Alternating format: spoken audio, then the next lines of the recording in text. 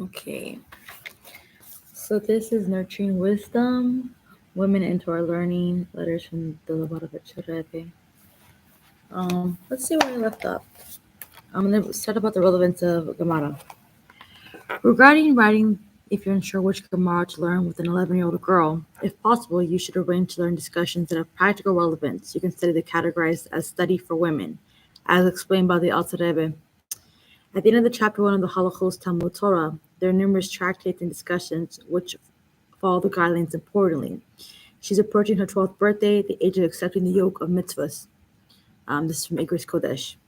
In response to your question about teaching Gemara to girls, in general, you should proceed with caution when doing such thing, so as not to break it from a local tradition, especially in Eretz Israel, the land in which God's eyes are upon from the beginning of the year to the end of the year. And there is no prevailing custom, you should act in accordance with the ruling of the Alter Rebbe at the end of the chapter 1 in the Hilchos Talmud Torah. The women are obligated to study topics with practical relevance. You should therefore choose a tractate which explains such laws. In response to your letter from the 7th of Iyar, in which you write that as teachers of Beis Yaakov, you wish to confirm the validity of rumor that teaching Gemara to girls has been deemed permissible. You do not have to specify which Gemara and which manner it would be taught. While it depends on the personalities, abilities, and proficiencies of the students, the necessary meaning of manner of teaching and fundamentals for determining the specifics of this are explained in Hilchos Talmud Torah, in Yoreh De'ah 2473, and the commentaries there are.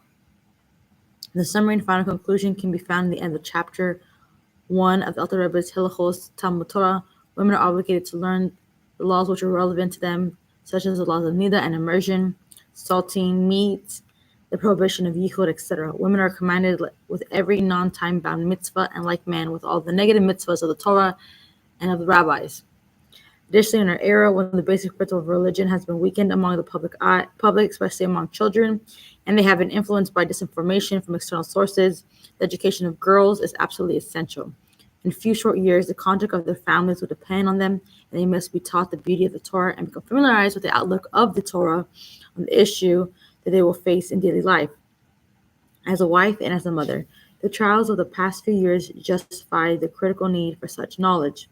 Accordingly, in recent years, the above has become impossible for girls who are not familiar with at least an overview of the concepts from Hasidus, and engender as a much deeper feeling of matter there between a person and God, such as love and fear of Him, as well as love for a fellow Jew and for the Torah.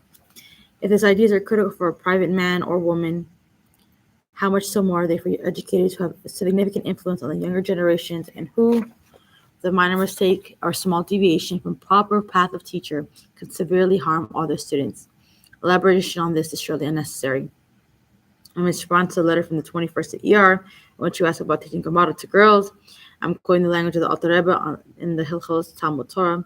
Women are obligated to learn the laws which are relevant for them, such as the laws of nida and immersion, salty meats, the prohibition of yichud, etc. Women are commanded with every non-time-bound positive mitzvah, unlike men with all the negative mitzvahs of Torah and of the rabbis. And according with the ruling, there are many sections of the Talmud that can be studied by girls, and even more in the Shulchan Aruch and Kitzur Shulchan Aruch. All of these present study which leads action, following what our sages say, action is primary. Based on this tone of your letter, I maintain the hope that you are learning from the manner of study which leads to action, mitzvah performance, as an appropriate for a Jewish girl, all who are called daughters of Sarah, Rivka, Rachel, and Leah, who built the Jewish people. Included in this is to be a role model for your friends, as the mitzvah to love a fellow Jew is a great principle of the Torah. Rabbi Burrell Baumgarten once reported the Rebbe that he helped to instruct a women's study group, which was studying the tractate Bava Basara. In response, the Rebbe circled the words Bava Basara and wrote, "You suggested the study of tractate, which definitely does not present issues for women to study. This is a tractate from the order of Moed or similar." Later, Rabbi Baumgarten reported to the Rebbe that he had given over the Rebbe's suggestions, but the instructor had resisted, saying that he did not have time to prepare a different tractate. The Rebbe replied, "Show him the Alter Rebbe's Shulchan Aruch." What to study? Blessing and greetings. Regarding your question about what to read and study on Shabbos, the weekly Torah portion, the accompanying Midrash, and the laws of Shabbos are most appropriate.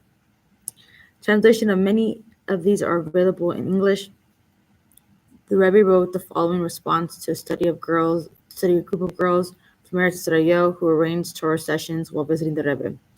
Certainly, the study of relevant laws may be God's will for everything to go with much success, and that many girls will join. The collective merits rest on you. Practical subjects. As we discussed, this is also relevant to women. Although women are not obligated to study Torah, this is only the case regarding Torah study, which serves as an independent mitzvah.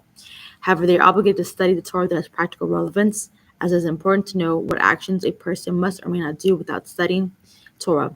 This includes the study of Hasidus, which accomplishes know the God of your father and enables one to serve God with a complete heart. That being the case, men and women are equal when it comes to matters accomplishing through the study of the inner part of Torah, particularly the study of Hasidus, beginning with Tanya and extending to the book and memoriam of the Hasidus that follow. The same applies to the study of Shulchan Aruch, in which the Alter Rebbe compiles laws which are relevant to every person. Besides various laws, such as the laws of Tefillah and Tzitzit and similar, most of the laws in the Shulchan Aruch are relevant not only to men, but also to women. Torah study should not be secondary. Blessings and greetings. It's surprising that you write to me about your study of science, but did not mention the study of the most important subject of every Jew, the study of our holy Torah. The Torah of life. The name is meant to be understood simply. The Torah gives instructions for daily life, informing the person of what they should do and should not do. This is especially surprising as you are located in the land which even the nations of the world refer to as the Holy Land. And the verse says, the land in which the eyes of God are upon from the beginning of the year to the end of the year. For this is understood that within the land one must increase their diligence in all matters of mitzvah observance. You will not only have just the next opportunity with blessings of success in studies and conduct which are appropriate for a Jewish girl, each of whom is called a daughter of Sarah, Rivka, Rachel, and Leah. No vacations. Miss, blessing, and greetings. Know that the school term is practically over. I trust that you have made suitable programs of studies also in your vacation time. For a Jew, whether grown up or a child, must never take a vacation from studying the Torah and living according to its commandments every day, including vacation time. I hope, therefore, that your program includes some study about the wicked portion of the Torah and the observance of mitzvahs. And I hope that you will do also use the good influence of your friends to do the same. Looking through the pages. I'll read one more thing. Vital for facing challenges. Regarding your question about the permissibility of explaining women the ideas from Torah, which will make easier for them to endure hardships at times. Your uncertainty over this surprising, especially as we are now in the generation preceding Mashiach, the last generation of exile. We must set up all the elements and circumstances that will accompany in the onset of the redemption and the redemption of itself, and it is known for our sages that the future redemption will be similar to the redemption from Egypt, which took place in the merit of the generation's righteous women. Moreover, women were always obligated to have a knowledge of such topics, which is why they would attend the rabbi's speeches, even during the time of the Tananim. All of the above is ruled on the laws of Torah study, including the end of the chapter 1 of the Alter Rebbe's Hilchos Talmud Torah. See there, the above can be categorized as laws which are relevant. As has been clearly observed, without comprehending ideas of divine providence, man's purpose and his ultimate good, etc., it's very difficult to overcome the challenges of our time.